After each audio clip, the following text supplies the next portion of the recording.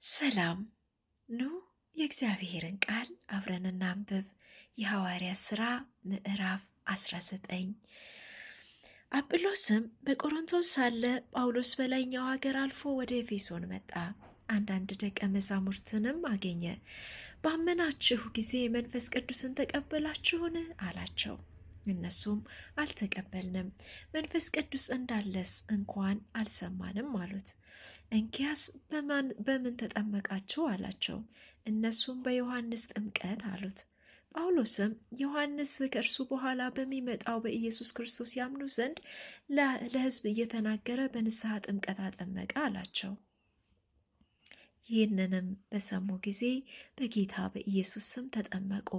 ጳውሎስም እጁን በጫነባቸው ጊዜ መንፈስ ቅዱስ ወረደባቸው፣ በልሳኖችም ተናገሩ፣ ትንቢትም ተናገሩ። ሰዎቹም ሁሉ 12 ያህል ነበሩ። ወደ ምኩራብም ገብቶ ስለ እግዚአብሔር መንግሥት እየተነጋገረና እያስረዳቸው 3 ወር ያህል በግልጥ ይናገር ነበር። አንዳንዶች ግን እልከኞች ሆነው በሕዝብ ፊት መንገድን እየሰደቡ ባላመኑ ጊዜ ከነሱ ርቆ ደቀ መዛሙርትን ለየ። ጥራኖስም በሚሉት በትምህርት ቤት ዕለት ይነጋገር ነበር። በኢሳያም የኖሩት ሁሉ አይሁድም የግሪክ ሰዎችም የጌታን ቃል እስኪሰሙ ድረስ 2 ዓመት ያህል እንዲሆነ። እግዚአብሔርም በጳውሎስ እጅ የሚያስገርም ተአምራት ያደርግ ነበር። ስለዚህ ከአካሉ ጨርቅ ወይም ልብስ ድዌዎች ይወስዱ ነበር፣ ደዌያቸውም ይለቃቸው ነበር። ክፉዎች መናፍስትም ይወጡ ነበር። አጋንንትንም እያወጡ ይዞሩ ከነበሩት አይሁድ አንዳንዶች ጳውሎስ በሚሰብከው በኢየሱስ እናምላችኋለን እያሉ ክፉ መናፍስቶች ባሉባቸው ላይ የጌታን የኢየሱስ ስም ይጠሩባቸው ዘንድ ሞከሩ። የካህናት አለቃ ለሆነ አስቀዌ ለሚሉት ለአንድ አይሁዳዊ ይህን ያደረጉ 7 ልጆች ነበሩት። ክፉ መንፈስ ግን መልሶ ኢየሱስን አውቀዋለሁ፣ ጳውሎስንም አውቀዋለሁ፣ እናንተ እነማን ናችሁ? አላቸው። ክፉ መንፈስም ያለበት ሰው ዘለለባቸው። ቆስለውም ከዚያ ቤት ራቆታቸውን እስኪሸሹ ድረስ በረታባቸው፣ አሸነፋቸውም። ይህም በኤፌሶን በሚኖሩት ሁሉ በአይሁድም በግሪክም ሰዎች ዘንድ የታወቀ ሆነ። በሁላቸውም ላይ ፍርሃት ወደቀባቸው። የጌታም የኢየሱስ ስም ተከበረ።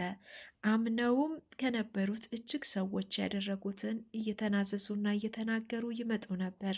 ከአስማተኞችም ብዙዎች መጽሐፋቸውን ሰብስበው በሰው ሁሉ ፊት አቃጠሉት። ዋጋውን ቢታሰብ 50,000 ብር ሆኖ ተገኘ። እንዲሁም የጌታ ቃል በኃይል ያድግና ያሸንፍ ነበር። ይህም በተፈጸመ ጊዜ ጳውሎስ ወደዚያ ደርሼ ሮሜን ደግሞ አይ ዘንድ ይገባኛል ብሎ በመቄዶንያ በአካኪያ አልፎ ወደ ኢየሩሳሌም እንዲሄድ በመንፈስ አሰበ። ከሚያገለግሉትም 2ቱን ጢሞቴዎስን፣ አሪስጦንን ወደ መቄዶንያ ልኮ ራሱ በእስያ ጥቂት ቀን ቆየ።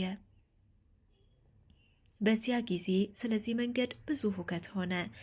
ብር ሰሪ የሆነ ዴሜጥሮስ የሚሉት አንድ ሰው የአርጤምስን ቤተ መቅደስ ምስሎች በብር እየሰራ ለአንጥረኞች እጅግ ትርፍ ያገኝ ነበርና ይህን የሚመስለውን ስራ የሰሩትን ሰብስቦ እንዲህ አላቸው፣ ሰዎች ሆይ ትርፋችን በዚህ ስራ እንደሆነ ታውቃላችሁ። ይህም ጳውሎስ በእጅ የተሰሩት አማልክት አይደሉም ብሎ በኤፌሶን ብቻ ሳይሆን ከጥቂት ክፍል በቀር በእስያ ሁሉ ብዙ ሕዝብን እንዳስረዳና እንዳሳተ አይታችኋል፣ ሰምታችኋል። ስራችንን እንዲናቅ ብቻ አይደለም፣ እስያ ሁሉ ዓለሙም የሚያመልካት የታላቂቱ አምላክ የአርጤክስ መቅደስ ምናምን ሆኖ እንዲቆጠር እንጂ ታላቅነቷን ደግሞ እንዳይሻር ያስፈራል። ይህን በሰሙ ጊዜ ቁጣ ሞላባቸው። የኤፌሶን አርጤንስ ታላቅ ናት እያሉ ጮኹ። ከተማውን በሙሉ ተደባለቀ። የመቄዶንያም ሰዎች የጳውሎስን ጓደኞች ጋዮስንና አሪስጥሮኮስን ከእነሱ ጋር ነጥቀው በአንድ ልብ ሆነው ወደ ጨዋታ ስፍራ ሮጡ። ጳውሎስም ወደ ሕዝቡ ይገባ ዘንድ በፈቀደ ጊዜ ደቀ መዛሙርት ከለከሉት። ከእስያ አለቆች ወዳጆች የሆኑትን አንዳንዶች ደግሞ ወደ እርሱ ልከው ወደ ጨዋታ ስፍራ ራሱን እንዳይሰጥ ለመኑት። ወዲያና ወዲህም እያሉ ይጮሁ ነበር። በጉባኤም ድብልቅልቅ ሆኖ የሚበልጡት እንኳን ስለምን እንደተሰበሰቡ አላወቁም ነበር። አይሁድም ሲያቀርቡት እስኬንድሮስን ከህዝቡ መካከል ወደፊት ገፉት። እስኬንድሮስን በእጁ ጠቅሶ በህዝብ ፊት እንዲሟገትላቸው ወደደ። አይሁዳዊ ግን እንደሆነ ባወቁ ጊዜ ሁሉ በአንድ ድምፅ የኤፌሶን አርጤክስ ታላቅ ናት እያሉ 2 ሰዓት ያህል ጮሁ። የከተማይቱም ጸሐፊ ህዝቡን ጸጥ አሰኝተው እንዲህ አለ። የኤፌሶን ሰዎች ሆይ የኤፌሶን ከተማ ለታላቂቱ አርጤምስ ከሰማይ ለወረደው ጣዖቷ የመቅደስ ጠባቂ መሆኗን የማያውቅ ሰው ማን ነው? ይህን የሚክደው ከሌለ ጸጥ እንድትሉና አንዳች በችኮላ እንዳታደርጉ ይገባል። የመቅደስንም ዕቃ ያልሰረቁ አምላካችንንም ያልሰደቡ እነዚህ ሰዎች አምጥታችኋልና። ዴሜጥሮስ ከእርሱ ጋር ያሉት አንጥረኞች ግን በሰው ላይ ነገር እንዳላቸው የመጋቢያን ቃንና አገረ ገዢዎች አሉ። እርስ በርሳቸውም ይሟገቱ። ስለ ሌላ ነገር እንደሆነ ግን አንዳች ብትፈልጉ በተደነገገው ጉባኤ ይፈታል።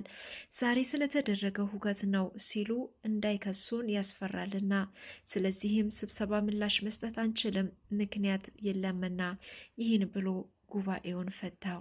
ጸጋ ይብዛላችሁ።